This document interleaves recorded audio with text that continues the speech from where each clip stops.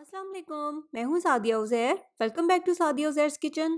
तो आज आपके साथ रमज़ान के लिए मैं एक और बहुत ही मज़ेदार से न्यू स्नैक की रेसिपी शेयर कर रही हूँ और टेस्ट के लिहाज से ये स्नैक 2 इन 1 है, क्योंकि दो बहुत ही ज़बरदस्त से डिफरेंट फ्लेवर या दो डिफरेंट टेस्ट मिलेंगे आपको इस एक स्नैक में। और ऑब्वियसली आप इन्हें रमज़ान के अलावा भी ट्राई कर सकते हैं, चाय के साथ या मेहमानों के लिए, या बच्चों को लंच बॉक्स में भी बनाकर दे सकते हैं। तो चलिए स्टार्ट करेंगे रेसिपी।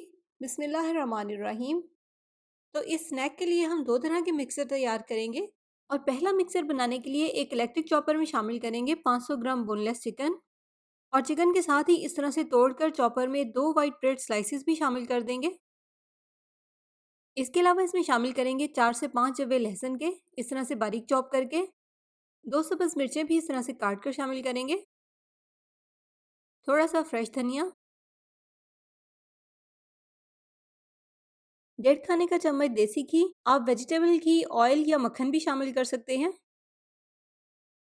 1 चाय का चम्मच धनिया पाउडर, 1 चाय का चम्मच कुटी हुई लाल मिर्च, 1/4 टीस्पून काली मिर्च का पाउडर, 1/4 टीस्पून गरम मसाला पाउडर और 1 चाय का चम्मच या हस्ब जायका नमक। तो इन तमाम चीज़ों को चिकन के साथ अब हमें बहुत अच्छे से चॉप करना है, बिल्कुल एक पेस्ट की तरह। अगले स्टेप में इस स्नैक के लिए हम एक दूसरा मिक्सर तैयार करेंगे, जिसके लिए यहाँ पर मैंने 500 ग्राम आलू को काट कर बॉयल कर लिया था।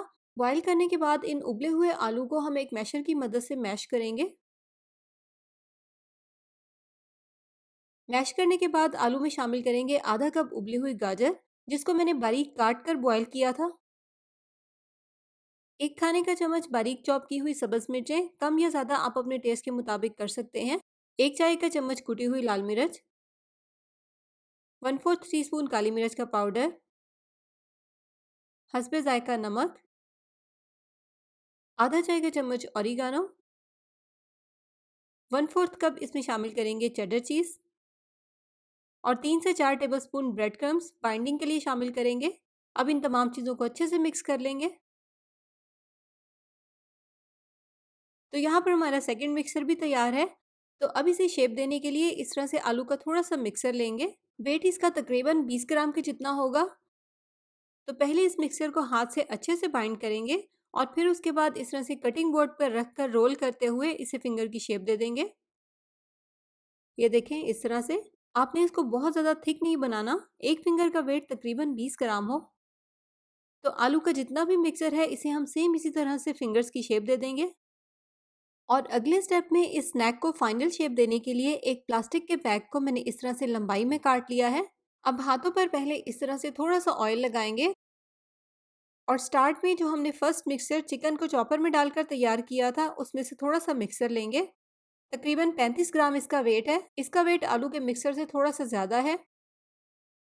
तो हाथ से अच्छे से बाइंडिंग करते हुए इसको प्लास्टिक के ऊपर रखेंगे और प्लास्टिक का दूसरा सिरा इसके ऊपर इस तरह से मोड़ देंगे या ओवरलैप कर देंगे। अब चिकन के इस मिक्सचर को हाथ से इस तरह से फैलाएंगे।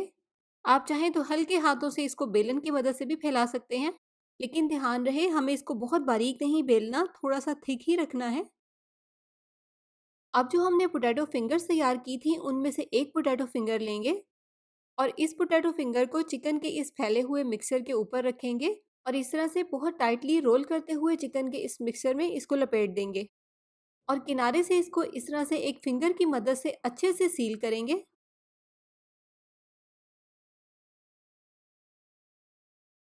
और साइडों से भी इसको इस तरह से अच्छे से सील करके बंद करेंगे। बस ये ध्यान रखें कि इसमें बिल्कुल भी एयर गैप ना हो, वरना फ्राई करते हुए ये फट सकते हैं।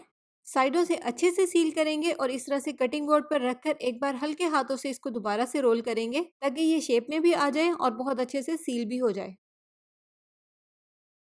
नेक्स्ट स्टेप में अब हम लेंगे 1 कप ब्रेड क्रम्स और इसमें शामिल करेंगे 1 खाने का चम्मच सफ़ेद तिल और आधा चाय का चम्मच कलौंजी और ब्रेड क्रम्स में इन्हें अच्छे से मिक्स कर लेंगे। इसको एक साइड पे रख देंगे। अब चिकन और आलू से जो हमने रोल या स्नैक तैयार किया है, सबसे पहले इसके ऊपर प्लेन मैदे की कोटिंग करेंगे। बिल्कुल प्लेन और सिंपल मैदा है, इसमें मैंने कुछ भी ऐड नहीं किया। मैदे की कोटिंग करने के बाद अब इसके ऊपर अच्छे से अंडा लगाएंगे। 2 अंडों को लेकर यहाँ पर मैंने बहुत अच्छे से बीट कर लिया था।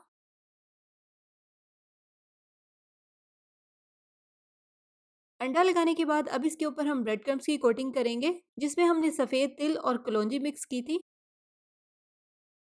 इस तरह से मेक श्योर कर लें कि ब्रेड क्रम्स रोल के हर तरफ अच्छे से लग जाएं। तो सेम इसी तरह से सारे रोल्स पर सबसे पहले हम मैदे की कोटिंग करेंगे और उसके बाद उसके ऊपर अच्छे से हर तरफ अंडा लगाएंगे और लास्ट में इसके ऊपर ब्रेड क्रम्स की कोटिंग करेंगे। तो फ्राई करेंगे इसे हम थोड़ी से तेज़ गरम ऑयल में मीडियम फ्लेम पर, बहुत हल्की आंच पे इसको फ्राई नहीं करना। जैसे कि आपको पता है कि सेंटर में आलू की फिलिंग है जो कि बहुत ही अच्छे से पकी हुई है और ऊपर चिकन की बहुत बारीक सी लेयर है। इसको पकने में भी बहुत ही कम टाइम लगेगा, इसलिए इसको हल्की आंच पर पकाने की बिल्कुल भी ज़रूरत नहीं है। मीडियम फ्लेम पर इसको गोल्डन और क्रिस्पी होने तक फ्राई करेंगे और उतनी देर में चिकन भी बहुत अच्छे से पक जाएगा। तो आप देखिए फ्राई होने के बाद फाइनली दिखने में भी ये कितने अच्छे लग रहे हैं और टेस्ट के लिहाज से भी ये बहुत ही अमेजिंग है। टू इन वन है, तो आप इन्हें चिकन वेजिटेबल रोल्स का नाम भी दे सकते हैं। ये देखिए कटिंग करने के बाद सेंटर से ये कुछ इस तरह के लगेंगे। तो इसी के साथ साथ वीडियो को लाइक शेयर भी ज़रूर कर दीजिएगा। अगर आप मेरे चैनल पर नए हैं या अभी तक आपने मेरे चैनल को सब्सक्राइब नहीं किया तो सब्सक्राइब करके नोटिफिकेशंस भी ज़रूर ऑन कर लीजिएगा, ताकि आपसे मेरी नई आने वाली कोई भी रेसिपी वीडियो मिस ना हो। अपना बहुत सा ख्याल रखिएगा, दुआओं में याद रखिएगा। Thank you for watching. अल्लाह हाफिज़।